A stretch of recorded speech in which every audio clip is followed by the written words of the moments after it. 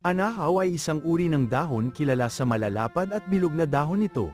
Ito ay itinuturing na pambansang dahon ng Pilipinas. Ang mga dahon nito ay matigas at matibay. Isa sa pangunahing kagamitan nito ay ang bahay kubo na may anahaw ay isang tradisyonal na tahanang Pilipino na gumagamit ng mga dahon ng anahaw sa bubong nito.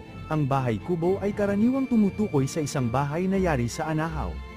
Bagamat hindi na gaanong karaniwan ang tradisyonal na bahay kubo na gumagamit ng anahaw sa kasalukuyan, ang disenyo nito ay patuloy na nagbibigay inspirasyon sa makabagong arkitektura, madalas na isinasama sa mga modernong tahanan gaya ng nakataas na istruktura, likas na materyales kabilang ang kawayan at bukas na disenyo na hango sa pagiging kapaki-pakinabang at kagandahan ng bahay kubo.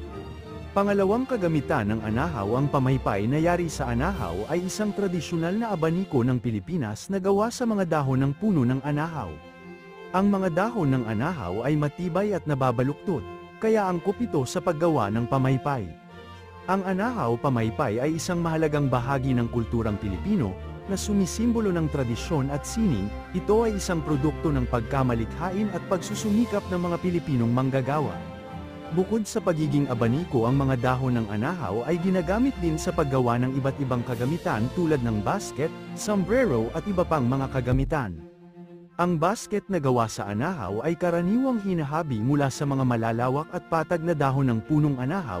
Ang mga dahon ay pinatuyo at pinapantay bago ito gawing mga hibla para sa paghahabi. Ang mga basket na ito ay madalas na ginagamit sa mga pang-araw-araw na gawain tulad ng pagdadala ng bigas, gulay at iba pang mga produkto. Patuloy na pinahahalagahan ang mga produktong ito dahil sa kanilang kagandahan at pagiging kapaki-pakinabang sa pang-araw-araw na buhay. Yun lamang, salamat sa pakikinood at